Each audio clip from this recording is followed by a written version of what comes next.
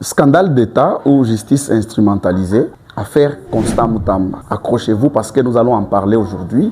Et surtout, abonnez-vous, likez et restez jusqu'à la fin pour tout comprendre. Alors, mesdames et messieurs, tout commence par des rumeurs. Ces rumeurs-là, des tentatives de détournement de 19 millions de dollars de fonds alloués à la construction d'une prison à Kisangani. Et ces rumeurs sont confirmées par le procureur général près la Cour de cassation qui donne son réquisitoire demandant l'autorisation à l'Assemblée nationale pour l'audition. Après 3 auditions successives, ça veut dire Constant Moutamba devant le procureur général près la Cour de cassation pour s'expliquer, présenter ses moyens. Le procureur général demande encore l'autorisation pour les poursuites. Les faits commencent à devenir graves. L'Assemblée nationale autorise les poursuites. Suivez. Avant d'aborder le point inscrit à l'ordre du jour, votre bureau vous informe que le procureur général près la Cour de cassation vient de saisir, une fois de plus, l'Assemblée nationale sur un réquisitoire aux fins d'obtenir l'autorisation d'instruction contre le même membre du gouvernement, en l'occurrence le ministre d'État, ministre de la Justice et garde des Sceaux.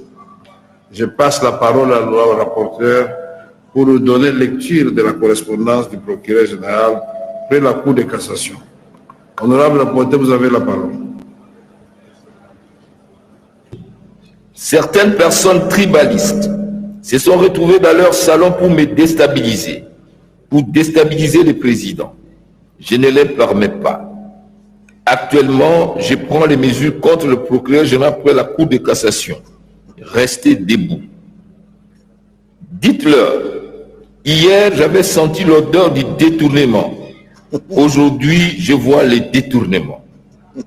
J'attends qu'on lève mes immunités. L'histoire va dire son dernier mot.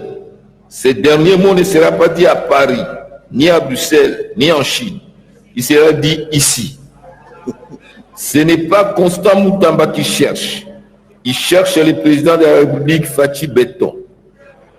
Dites au procureur près la Cour de cassation que le ministre de la Justice n'a pas peur de la prison.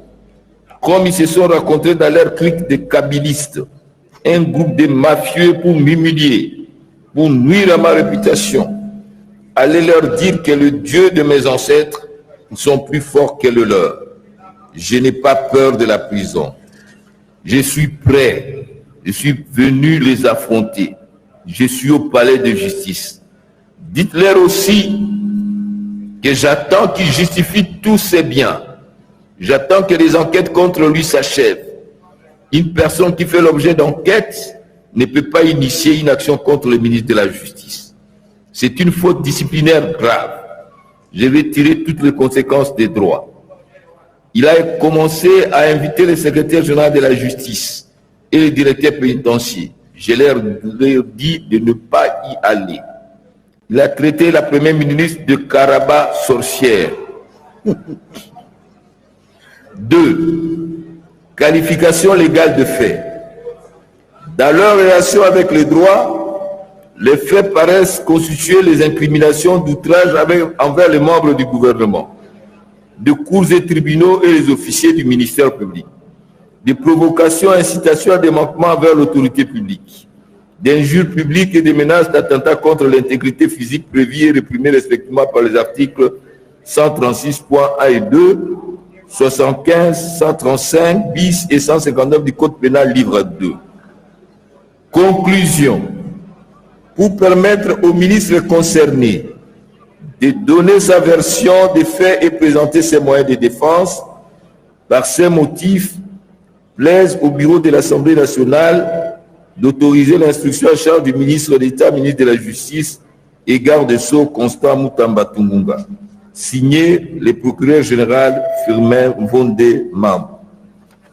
Alors, face à cette situation, le ministre de la Justice, bien sûr, de son côté, il ne reste pas calme. Il réquise le procureur général près la Cour de cassation et tous les magistrats sous son autorité. Et du coup, le procureur général répond bien sûr à ces communiqués disant que c'est déjà tard. ça veut dire les ministres de la Justice est cuit et la procédure doit se suivre jusqu'à la fin. Alors face à cette situation, Constant Moutamba, ministre de la Justice, est contraint de démissionner. Ça veut dire il ne sera plus celui qui doit poursuivre ou celui qui doit traduire en justice tous ceux qui ont des problèmes, parce que lui-même se retrouve impliqué dans les mêmes problèmes, surtout les problèmes de détournement. Et il n'a que 24 heures pour le faire. Bien sûr, 24 heures après, le ministre de la Justice, Constant Moutamba, après que l'Assemblée nationale ait autorisé les poursuites, le procureur près la Cour de cassation ne dort pas. D'un coup, c'est un communiqué pour dire que le ministre de la Justice, Constant Moutamba, ne doit pas quitter la ville de Kinshasa. Comme vous le savez,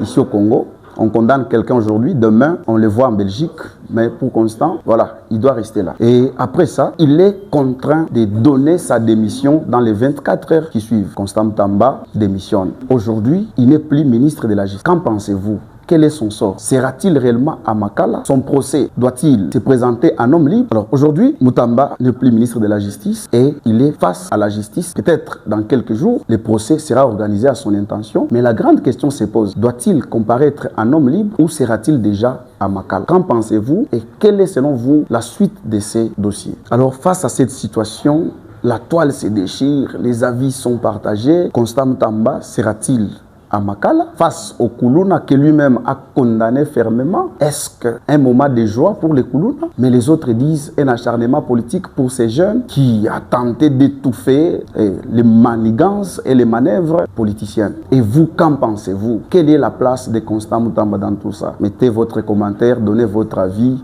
parce qu'ici, on en parle.